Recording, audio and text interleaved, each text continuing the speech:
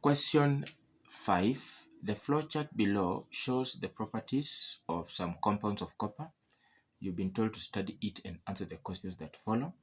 So this is a flowchart of copper and its compounds. And you've been told that in the first place, copper 2 carbonate undergoes a process in step 1 that allows it to actually end up forming two products, that is a black solid and a colorless gas. Nothing happens to this colorless gas, but when the black solid in step 2, warm sulfuric 6 acid is added and as well excess ammonia. You can end up forming a deep blue solution, which is K. So what I would want to actually first tell you is this.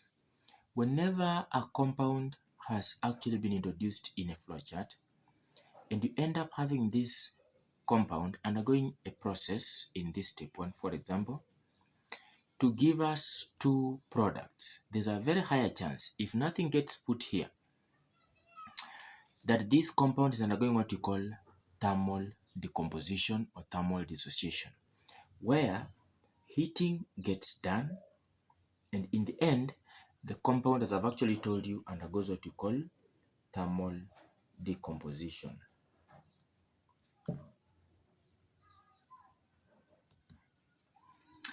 And in regard to that, we are actually going to have copper 2 carbonate, that is the formula of copper 2 carbonate, undergoing thermal decomposition. Of course, heating must be placed here, so there must be heating. The compound gets heated and it splits into copper 2 oxide and carbon 4 oxide. So this is a solid that has undergone thermal decomposition or thermal dissociation to give us copper 2 oxide, a solid which is black in color, and carbon 4 oxide, which is a colorless gas. So the colorless gas indicated here is carbon 4 oxide, and that black solid is copper 2 oxide, and oxide of copper is black in color.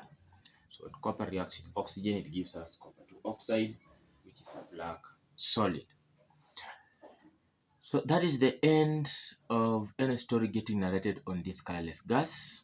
And the copper 2 oxide you've actually been given here is first able to react with warm sulfuric 6 acid before you can even add excess ammonia. So when you're reacting copper 2 oxide with sulfuric 6 acid, what you need to know is this. A metal oxide is a base, or will always act as a base, and of course this is as acid. So that when a base reacts with an acid, the products in chemistry, as you've been told already, is salt and water. So the copper picks the sulfate. They'll form a salt, which is copper sulfate or copper 2 sulfate. Then the hydrogen combines with oxygen to give us water. So this is a solid.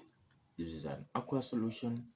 This is aqueous because all sulfates are soluble in water except the sulfate of lead and barium and calcium sulfate, which is slightly soluble in water. These are liquid. So now we have copper 2 sulfate. And on top of copper 2 sulfate, we are adding excess ammonia. So first,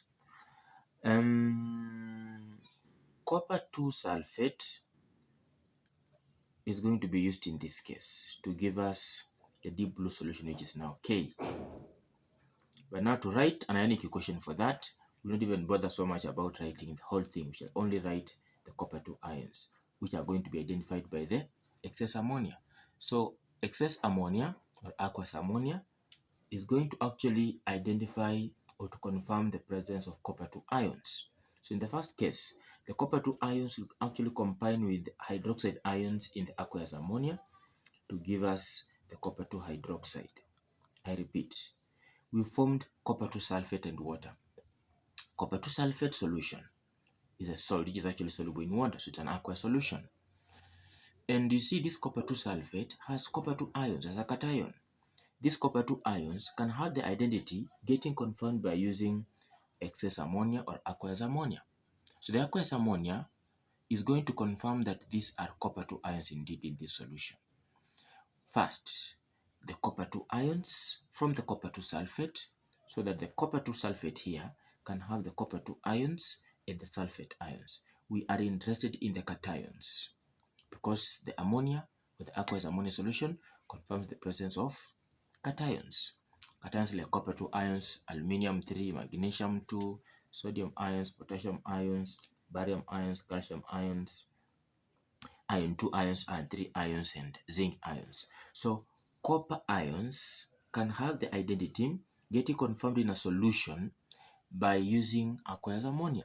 So in the first case, copper 2 ions and hydroxide ions. So this aqueous to give us copper 2 hydroxide, which is a white precipitate, not a white precipitate, but a pale blue precipitate. Pale blue precipitate. So pale blue precipitate. Okay. Then the pale blue precipitate, now the copper 2 hydroxide, will have an excess of ammonia getting added. So in the first place, if you add few drops of this solution, we shall use the hydroxide ions. But if you add an excess of ammonia, you're going to use the ammonia itself, the aqueous ammonia itself. It's actually in excess. On adding few drops, the hydroxide ions from the aqueous ammonia as a basic solution will react with the copper 2 ions in the solution already formed as a salt to give us a pale blue precipitate, which is actually copper 2 hydroxide. The copper 2 hydroxide will end up having an excess of that ammonia as NH3 as an aqueous solution. So this is aqueous, this is also aqueous. Now we should end up having this as our product.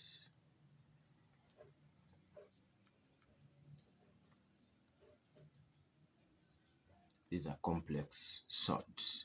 It is tetraamine copper 2 complex salt. So this is our deep blue solution. So this is our deep blue solution. Deep blue solution, which is K.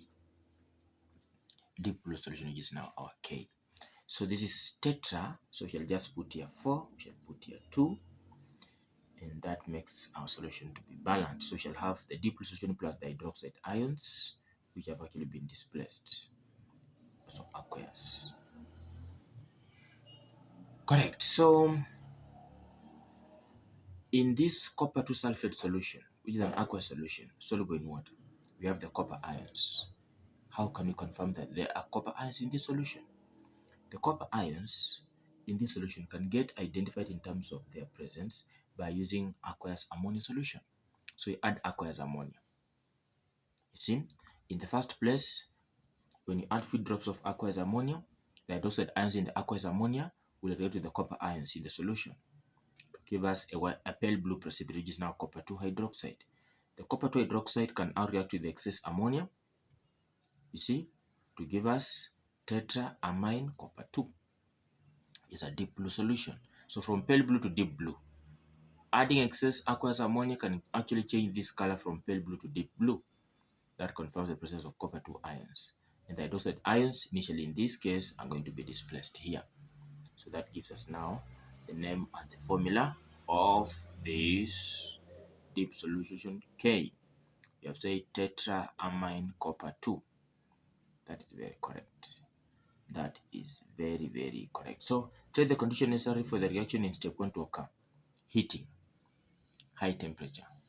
That will decompose copper 2 carbonate to copper 2 oxide developed solid and a colorless liquid gas, which is actually carbon 4 oxide.